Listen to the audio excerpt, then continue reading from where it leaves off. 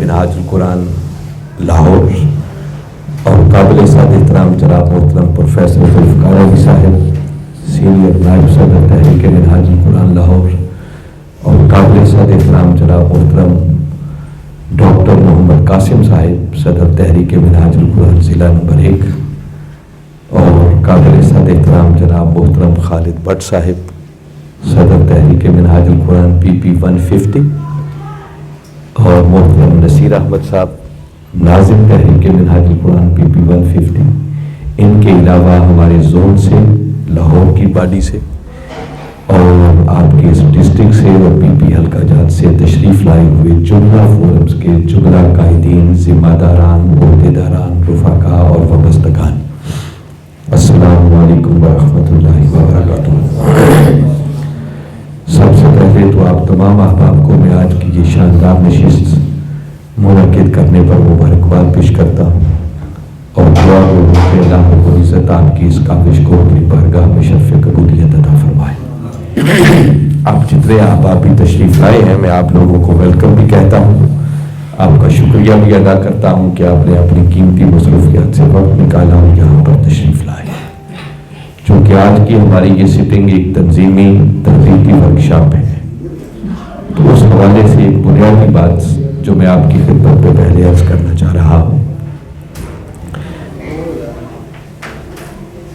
کہ یاد رکھیں جس عظیم مشن کے ساتھ ہم لگے ہوئے ہیں اور اس مشن کے ساتھ جوڑ کر جو ہم ٹوٹی پھوٹی خدمات انجام دے رہے ہیں، یہ بڑا عظیم کام ہے، یہ معمولی کام نہیں ہے۔ وہ دین جس دین کو تاجدار کائنات صلی اللہ علیہ وسلم نے دنیا کے سب باطل نظاموں پر غالب کر کے دکھایا تھا، اسی دین کے غلبہ کے لیے ہم اس صدی کے اندر کوشاں ہیں، اور یہ وہ ذمہ داری تھی جو اللہ رب العزت نے اپنے محبوب مکرم صلی اللہ علیہ وسلم کو سونپی اور فرمایا هو الذی ارسل رسولہ بالہدی ودین الحق لیظہرہ علی الدین کلہ۔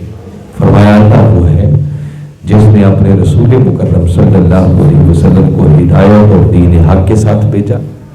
کیوں بھیجا؟ لیظہرہ علی الدین کلہ، تاکہ یہ رسول اس دین حق کو دنیا کے سب باطل نظاموں پر غالب کرے۔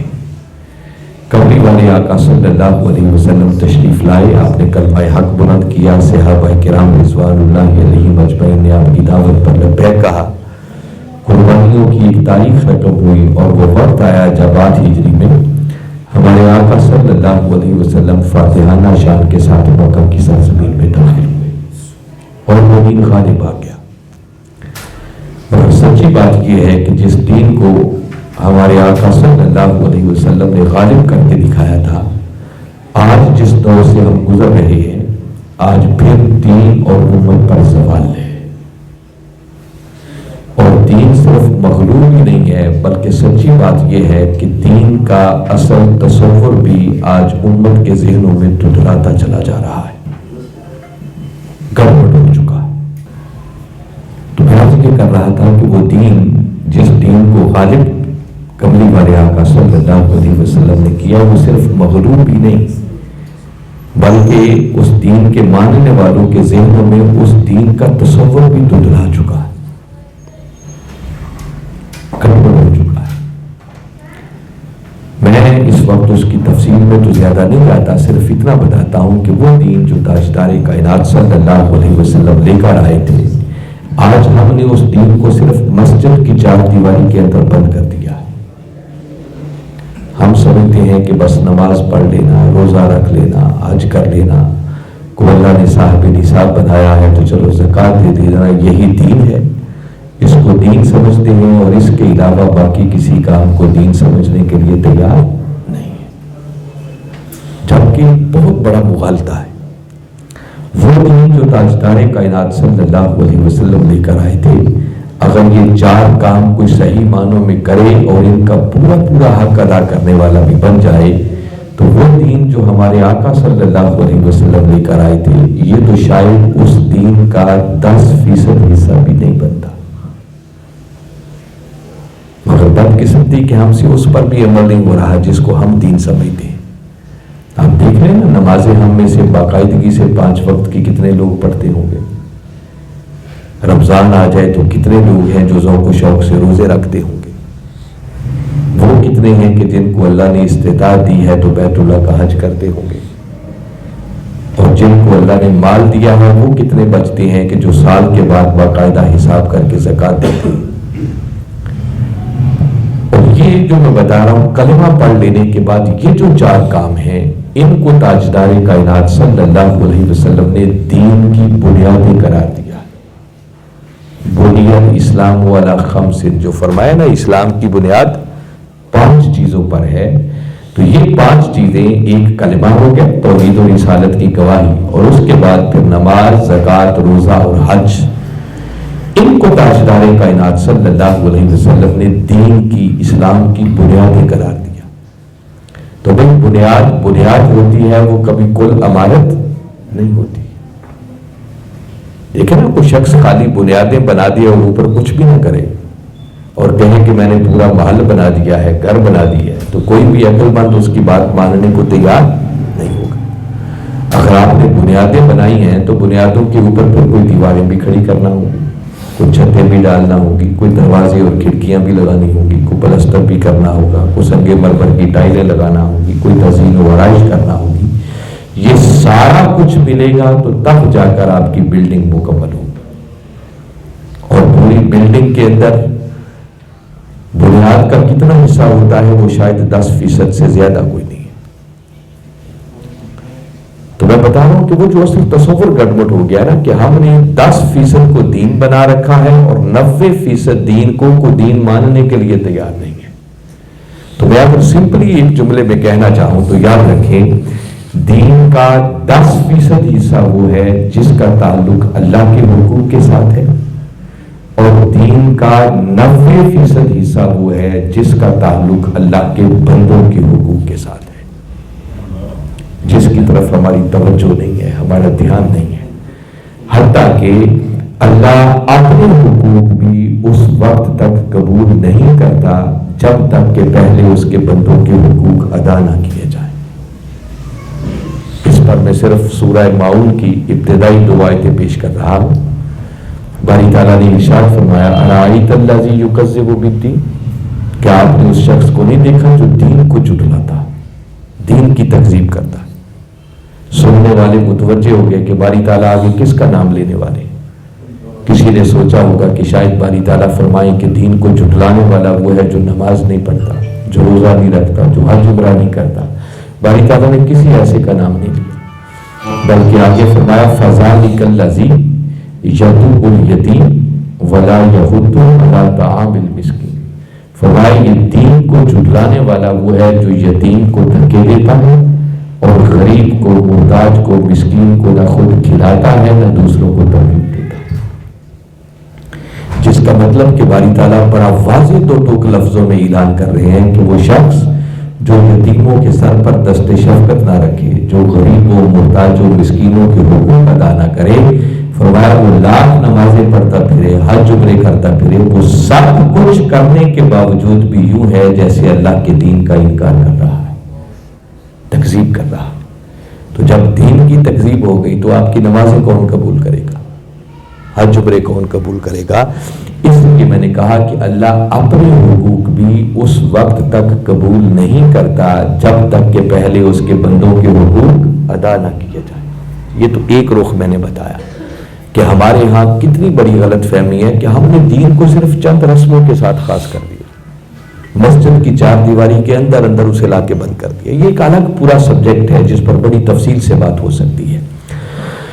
اور میں اگلی بات بتا رہا ہوں کہ یہ جو 10% اور 90% میں نے دین کے 2 رخ بتائے، ایک وہ رخ ہے جس کا تعلق اللہ کے حقوق کے ساتھ ہے، دوسرا وہ رخ ہے جس کا تعلق اللہ کے بندوں کے حقوق کے ساتھ ہے. ان دونوں کو اگر ملا لیں تو اسے کہتے ہیں معمول بہی دین. یہ ہمارا روز مرہ کا دین ہے جسے ہم نے پریکٹس کرنا ہوتا ہے. مگر دین کا ایک رخ اور بھی ہے جس کو معیاری دین کہا جاتا ہے. یہ ایک ریگولر دین ہے، معمول بہی دین، اور دوسرا رخ میں کیا بتا رہا ہوں، معیاری دین. ڈاکٹر برہان احمد فاروقی رحمۃ اللہ تعالی علیہ، آپ نے نام سنا ہوگا، قبلہ حضور کے استاد مکرم ہیں، وصال فرما چکے ہیں. پنجاب یونیورسٹی کے اندر وہ ہیڈ آف ڈپارٹمنٹ رہے ہیں اسلامک اسٹڈیز کے.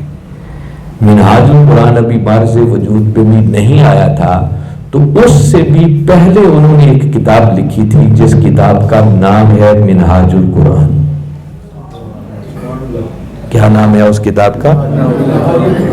اس کا معنی ہے قرآن کا راستہ. بڑی خاص کتاب ہے وہ، اگر کو موقع ملے تو اس کو پڑھیں. اس کے اندر انہوں نے ٹرمینالوجی بیان کیا جو میں آپ کے سامنے رکھ رہا کہ حقوق اللہ اور حقوق العباد دونوں کو ملا لیں تو یہ جو دین بنتا ہے اسے کہتے ہیں معمول بہی دین. اور وہ کہتے ہیں ایک معیاری دین ہوتا ہے. اور معیاری دین ہم سے کیا تقاضا کرتا ہے؟ وہ یہ ہے کہ جب دین کی قدریں مٹ رہی ہو، دین زوال کا شکار ہو، دین کی حدوں کو توڑا جا رہا، انسانوں کے حقوق پامال ہو رہے ہو، عورتوں کی عصمت ریزی ہو رہی ہو، سوئے عام شراب نوشی شروع ہو جائے، دین پامال ہو جائے، دین کی قدریں مٹ رہی ہوں، دین خود اس وقت اس کا باقی رہنا بہت مشکل نظر آ رہا ہو، تو ایسے حالات کے اندر معمول پہ ہی دین کام نہیں دیتا. اس وقت تقاضا ہے کہ باقی سب کام بعد میں، پہلے اس دین کی اقامت کے لیے اور دین کی مٹتی ہوئی قدروں کو بچانے کے لیے میدان عمل میں آیا جائے. اور اس کے لیے اگر اپنا تن من دن بھی قربان کرنا پڑے تو انسان اس سے بھی دریغ نہ کرے. اور در حقیقت جب انسان کلمہ پڑھتا ہے نا، تو کلمہ پڑھ کر وہ اس بات کا اللہ اور اس کے رسول صلی اللہ علیہ وسلم کے ساتھ وعدہ کرتا ہے کہ مولا جس دین کو غالب کرنے کے لیے تو نے اپنے محبوب مکرم صلی اللہ علیہ وسلم کو بھیجا تھا، جب کبھی بھی اس دین پر کوئی کڑا وقت آیا تو میں اس دین کے تحفظ کے لیے کسی قسم کی قربانی دینے سے بھی دریغ نہیں کروں گا. یہ ہے ہمارے کلمے کا معنی. حکیم الامت علامہ اقبال نے یہی بات سمجھائی تھی کہ یہ شہادت گہے الفت میں قدم رکھنا ہے. یہ شہادت گہے الفت میں قدم رکھنا ہے. لوگ آسان سمجھتے ہیں مسلمان ہونا. یہ مسلمان ہونا کوئی اتنا آسان کام کہ بس نمازیں پڑھ لی، روزے رکھ لیے، کو زندگی میں ایک آدھ بار حج عمرہ کر لیا تو کو سمجھے بس میں نے اپنے مسلمانی کا حق ادا کر دیا. نہیں، مسلمانی کچھ تقاضا کرتی ہے. ایک شعر آپ اور بھی گنگناتے ہیں نا کہ میری زندگی کا مقصد تیرے دین کی سرفرازی. اقبال کی شاعری کو بازاری شاعری نہیں ہے، یہ قرآن اور حدیث کا نچوڑ ہے، ایک پیغام ہے اس کے اندر. وہ کہتے ہیں کہ میری زندگی کا مقصد تیرے دین کی سرفرازی، میں اسی لیے مسلمان، میں اسی لیے نمازی. اگر وہ دینی سربلند نہ ہوا، دینی سرفراز نہ ہوا، دین کی قدریں مٹ گئیں، دین ہی باقی نہ رہا، تو آپ کی نمازوں کو کیا کرنا ہے؟ آپ کے کلمہ پڑھنے کو کیا کرنا ہے؟ کس کھاتے میں جائے گی آپ کی مسلمانی؟ تو کلمے کا معنی یہ ہے کہ جب انسان کلمہ پڑھتا ہے تو وہ اللہ اور اس کے رسول کے ساتھ یہ وفاداری کا اعلان کرتا ہے کہ مولا جب کبھی بھی اس دین پر کوئی کڑا وقت آیا تو اس دین کے تحفظ کے لیے کسی قسم کی قربانی دینے سے بھی دریغ. اور یہ بات کبھی سمجھ نہ ہو تو نواسہ رسول، جگر گوشہ بطول، امام علی مقام امام حسین علیہ السلام سے سمجھیں. اب دیکھیں، میں ایک ہی بات بتا رہا ہوں. کہتے ہیں جس دن آپ مکہ سے کربلا روانہ ہوئے نا، وہ ذی الحج کی 8 تاریخ تھی.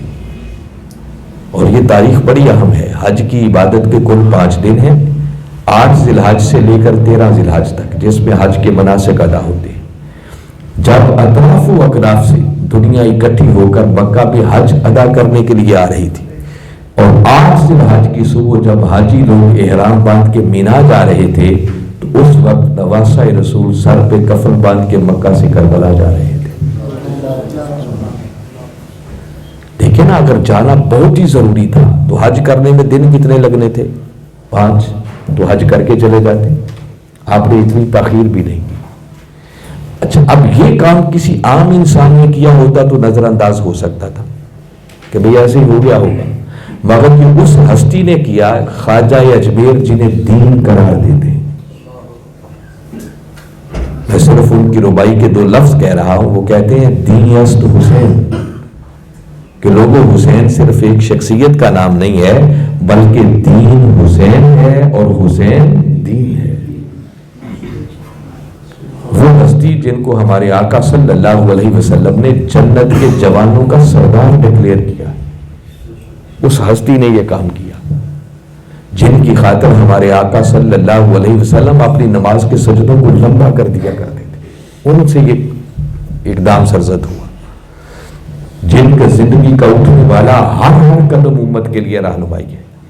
تو نواسہ رسول نے 8 ذی الحج کو مکہ سے روانہ ہو کر اپنے نانا کی امت کو یہ پیغام دیا ہے کہ جب میرے نانا کے دین پر کڑا وقت آ جائے، بھاری وقت آ جائے، دین پامال ہو رہا ہو، دین کی قدریں مٹ رہی ہو، تو اس وقت احرام باندھ کر حج کرنا عبادت نہیں ہے، پھر فرات کے کنارے کو خون سے رنگین کرنا یہ اس سے بھی بڑی عبادت ہے.